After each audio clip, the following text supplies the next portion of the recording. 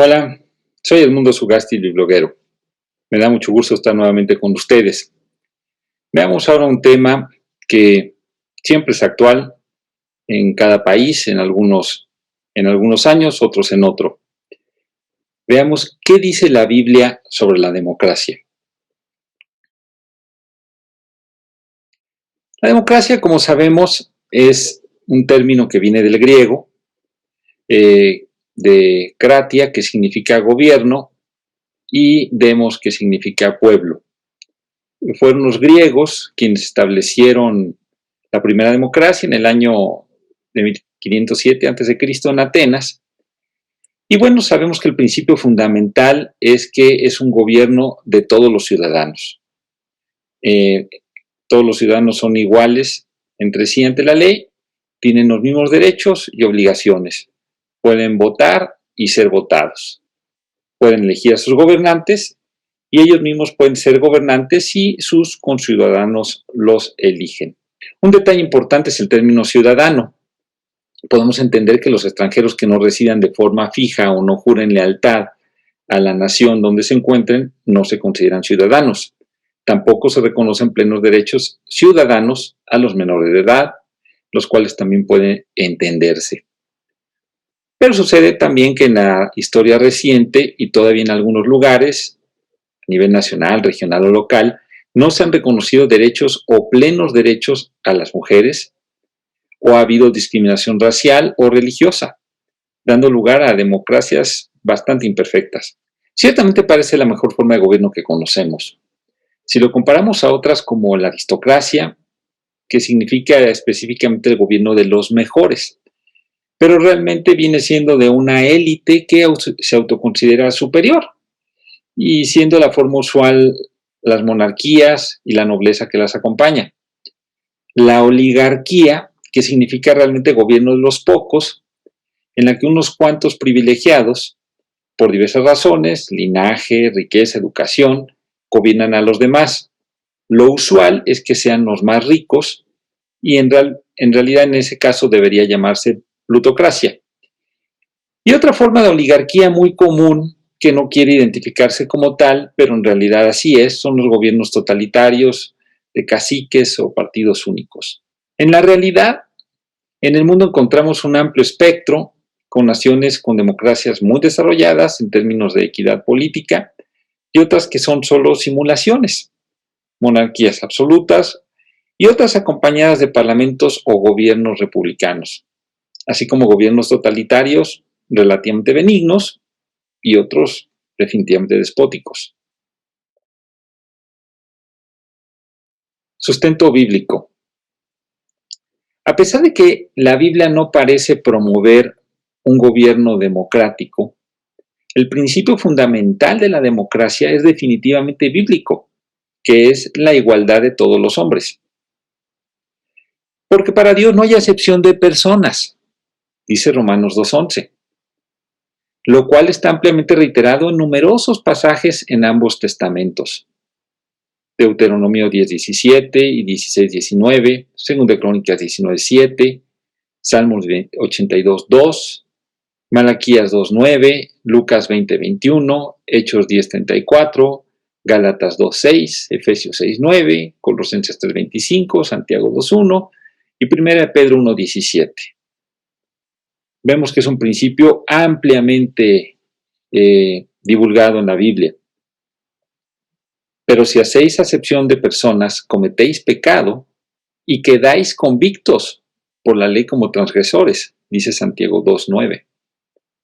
Así pues, no cabe quienes se consideren superiores a los demás por ningún motivo. Dios aplicó este principio en la selección de hombres y mujeres que le sirvieron.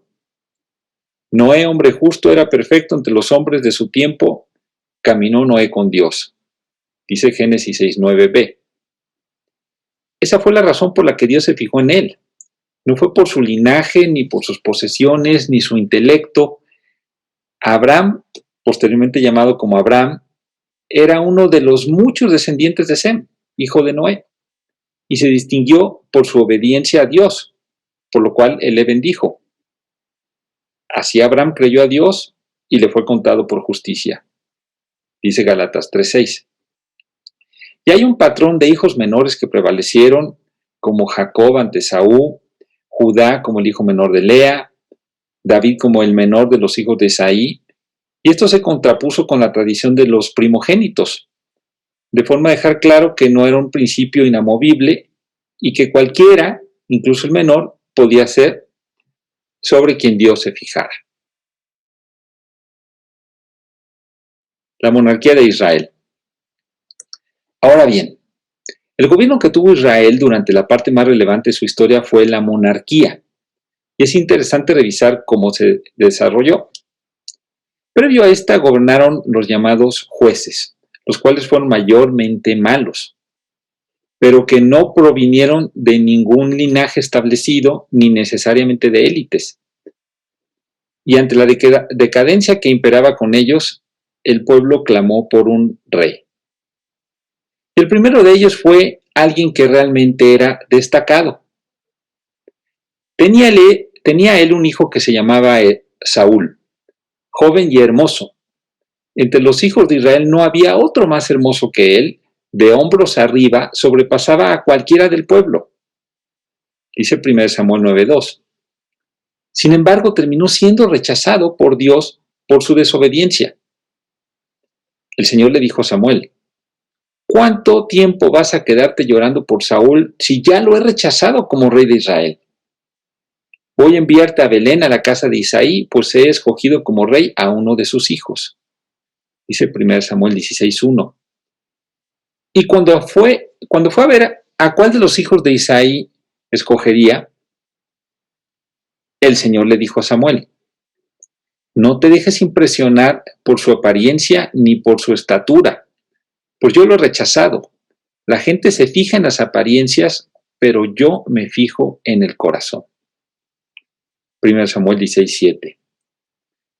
Fue así que un humilde pastorcito fue escogido para ser el gran rey de Israel, sin tener ningún atributo de linaje, ni de poder, ni de nada que lo distinguiera, pero con una gran disposición para obedecer a Dios, por lo que de él se dijo: quitado les levantó por rey a David, de quien dio también testimonio diciendo: he hallado a David, hijo de Isaí, varón conforme a mi corazón, quien hará todo lo que yo quiero. Hechos 13:22. Y después de David reinó Salomón su hijo, quien llevó a Israel a su máximo esplendor, pero que también cayó en apostasía, que es rechazar a Dios, aunque se piensa que se arrepintió de ello al final de su vida, al escribir el libro de Eclesiastés. Después de él, la soberbia e insensatez de su hijo Roboam propició la división de los reinos del norte de Israel y del reino de Judá. Tras él, los reyes de Israel fueron de mal en peor, hasta que su reino fue invadido por los asirios. Y por otro lado, algunos reyes de Judá fueron buenos, pero muchos muy malos, y al final ellos fueron vencidos y desterrados por los babilonios. El gobierno ideal según la Biblia. Dado el resultado de la monarquía en Israel y sus reinos divididos, vemos que esta no funcionó. ¿Por qué? Por la calidad de los hombres que fueron sus reyes. Ciertamente hubo buenos reyes y eso redundó en poderío y grandeza del reino, como lo hubo con David y Salomón, así como en los tiempos en que sus reyes gobernaban atendiendo a la voluntad de Dios. No así cuando no lo hicieron, e incluso se rebelaron abiertamente contra él, y sufriendo el pueblo las vilezas de sus propios reyes y sufriendo los ataques de pueblos enemigos o sucumbiendo ante ellos. Así pues, lo realmente importante es apegarse a la voluntad de Dios. En las manos del Señor, el corazón del rey es como un río. Sigue el curso que el Señor le ha trazado.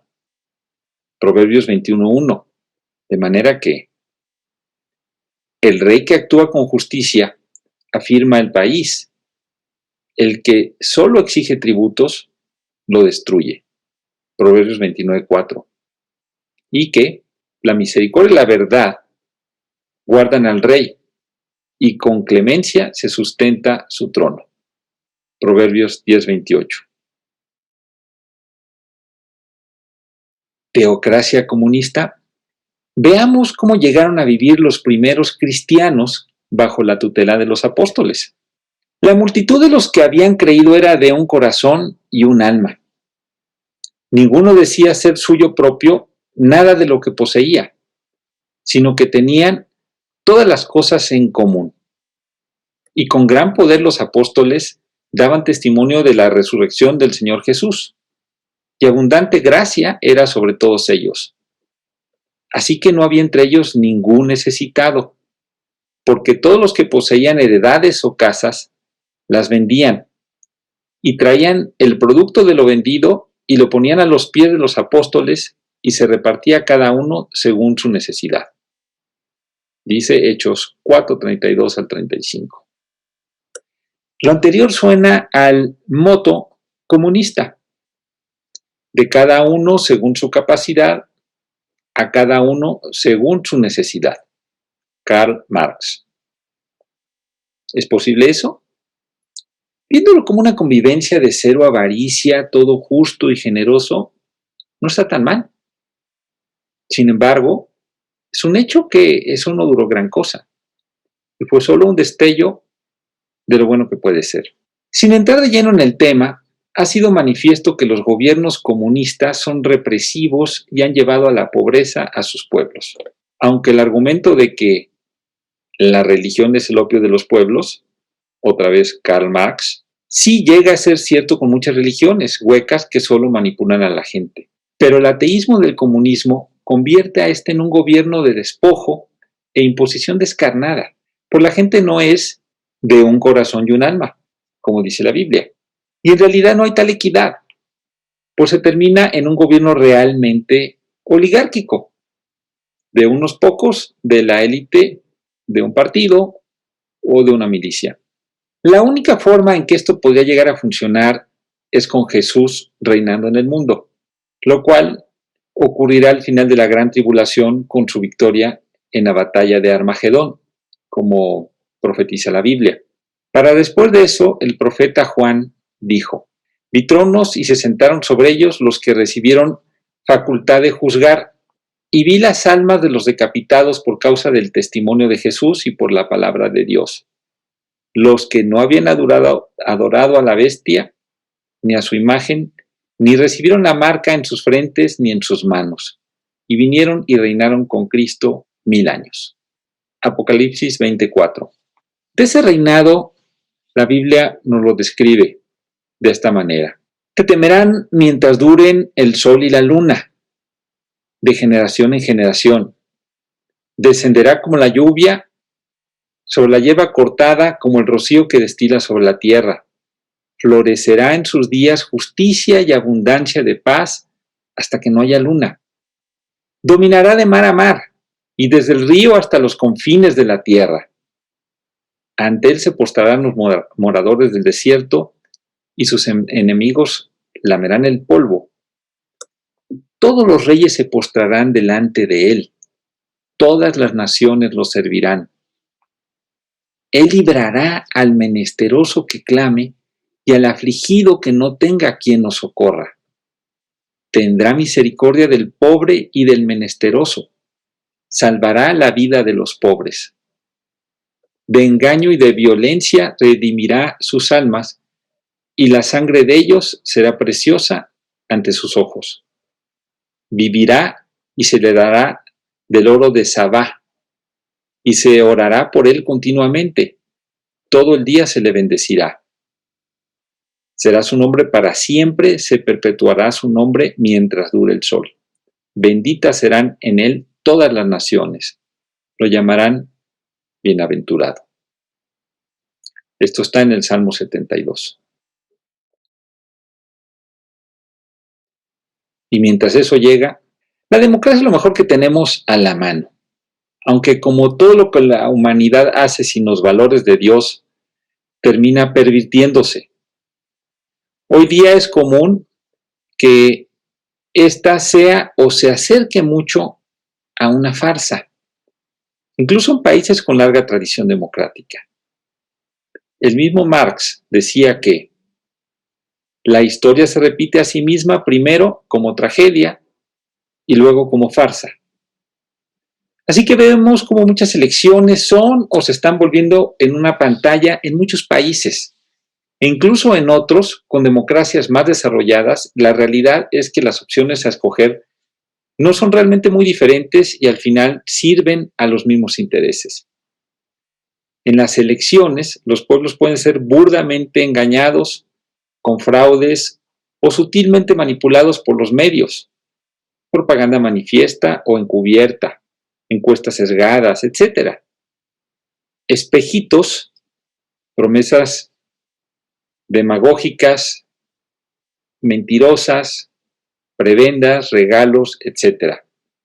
Temor, con peligros, con amenazas o coerción, o desinterés, impotencia y frustración.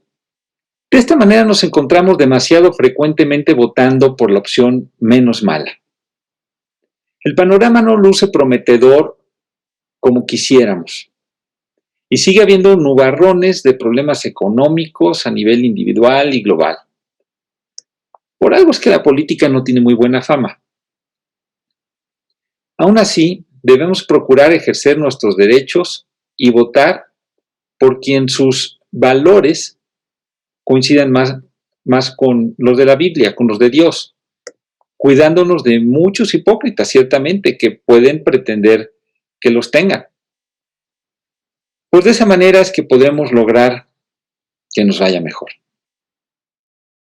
Pues hasta aquí llegamos con este tema.